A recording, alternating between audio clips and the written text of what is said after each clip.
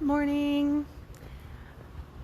I am so grateful for the weather right now in Las Vegas. A lot of people don't like the humidity, but I love the overcast. I think it brings the temperature down.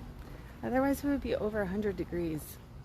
So, anyways, I hope that it's still nice and cool next weekend when the temple parties are happening, because that always makes everything easier when it's not like oppressively hot. Yes, but I'm excited. Even if it's hot, we'll make it even hotter because it's going to be hot and sexy. I wanted to talk more about Reid, and the reason being because a lot of people in Las Vegas, they don't know him, they don't know who he is. I mean, a lot of people don't even know Monique Darling, but that's why I'm trying to talk about these people who are coming and why it's such a big deal and so special. And so that's my motive behind this. I want you to know why it's special, and so I'm sharing why it's special to me. I talked yesterday about how I met Reid by, Monique tagged him on Facebook, so then I started following him. And so he does this annual thing called Sex Geek Summer Camp. And I went to it 2 years in a row. It was really, really good, and I got to know a lot about Reid. Mind you, not personally, but, as a facilitator. So he does two things. He is a sex educator, and also he teaches other sex educators about how to run their business. And it's awesome because he really leads by example, and I just learned a lot from him. It really influenced a lot of my style and a lot of things that I do. So if you didn't know, my background is in internet marketing. I did, 10, years ago, I was having a social media marketing services company. So I learned the basics way back then. And I was just really struggling applying that to my sex education business. And going to see Reid was awesome because he took all the things I knew about internet marketing and sales, and he put them into effect on, how to use them for your sex education business. And it's very, very good. But in the process, I got to see how he presented. So here's a little insight that I wanted to share about being an extraordinary facilitator, so to speak, which is to have some amount of showmanship. That's one thing I definitely learned from Reid, and it's interesting because most of the successful sex educators I see in the space have some performance experience in their life. I do myself. I went to high school, a performing arts high school. I started out as a theater major. I finished as a stagehand, technical theater major. So I also share this trait. And so he used to be, I don't know exactly. I think acting for sure. I don't know everything he did, but taking that showmanship into your workshops, your classes, your videos, it makes you a better transmitter. All this communication, you need a transmitter and a receiver. So if you can transmit it in a way that's more easily received, then you're going to get more across, right? So I really learned that from Reid, and I got to see how he does it, and luckily I learned by experiencing. So I got to experience his boisterous personality, and it's so funny. I hope I don't get in trouble for sharing some of his lines.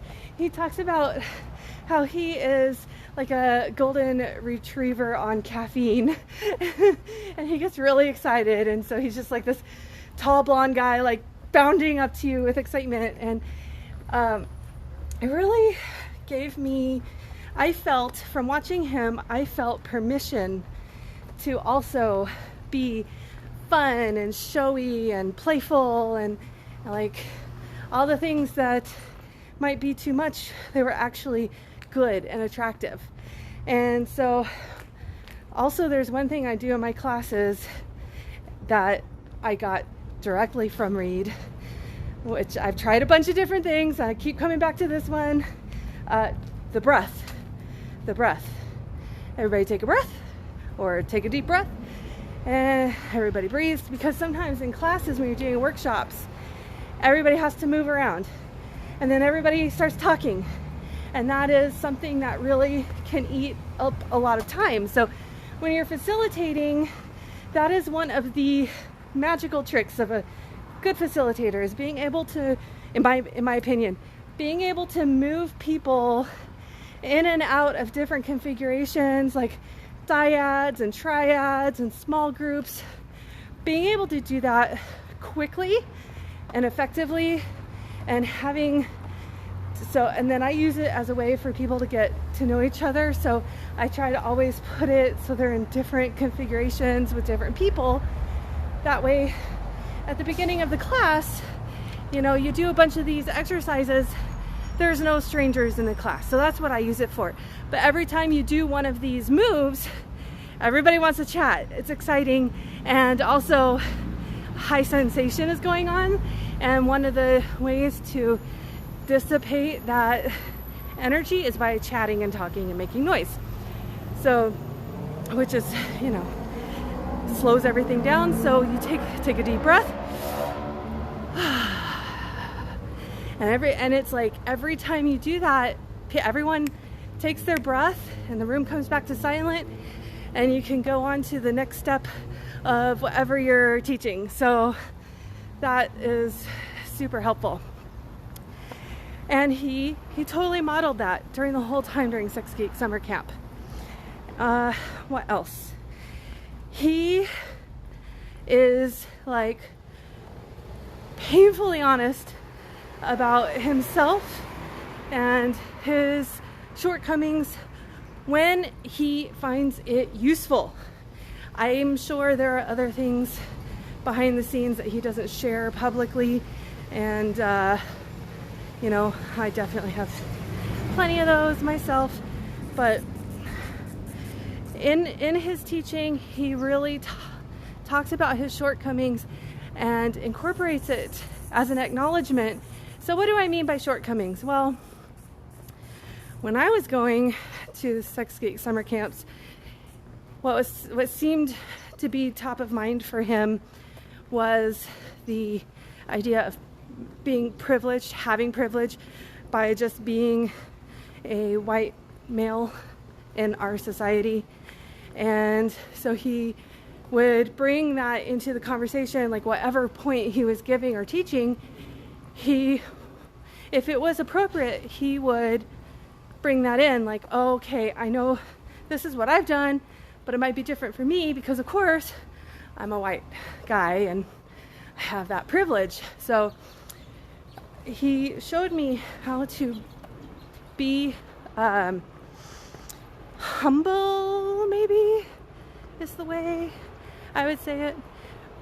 And then most recently in the last couple years with the Me Too movement, and I'm not sharing anything he hasn't said publicly, he had someone come forward who, like, way in the past felt that he had taken advantage of them and violated them.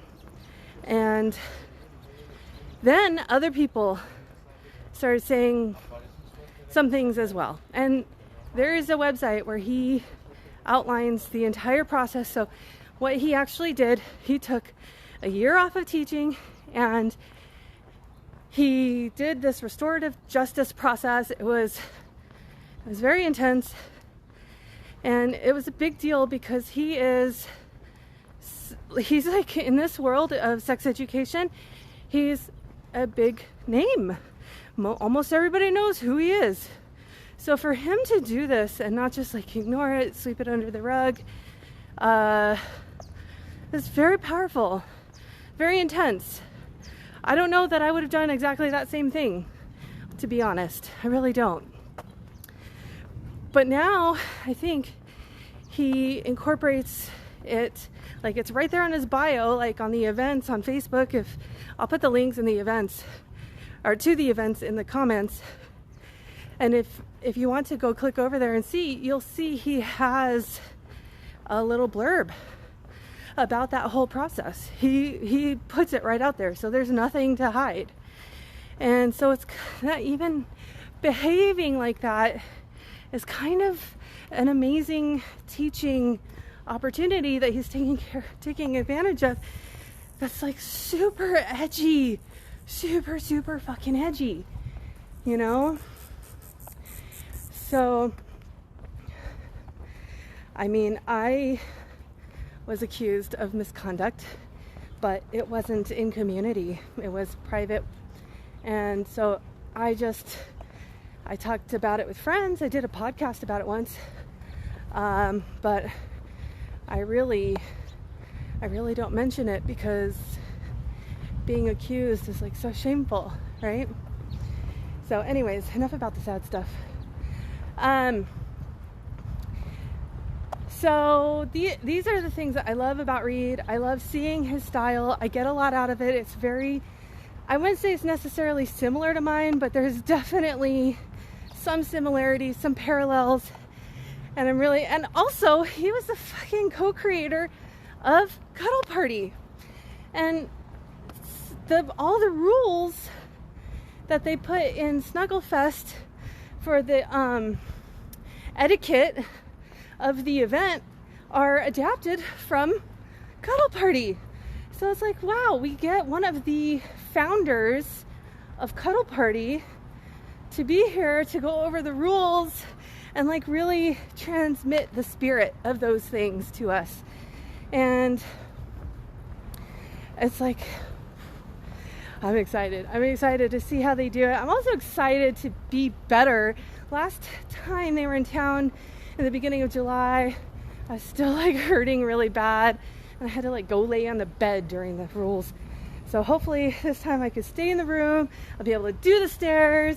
I'll be able to do more things in the party, because I won't be so broken up from my surgery. So anyways, those are the things I love about Reid.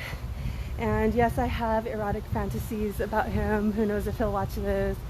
And also, I know none of those will probably happen at the temple party because he will be facilitating. And usually, I mean, sometimes the facilitators play, but generally they do not. They're there to hold the structure and be available in case anybody needs something. So they are there for that. And that's another thing I love about the temple parties is there are people there actually holding the rails for the rest of us to have fun and explore. All right, that is what I have for you today. Make it a sexy day.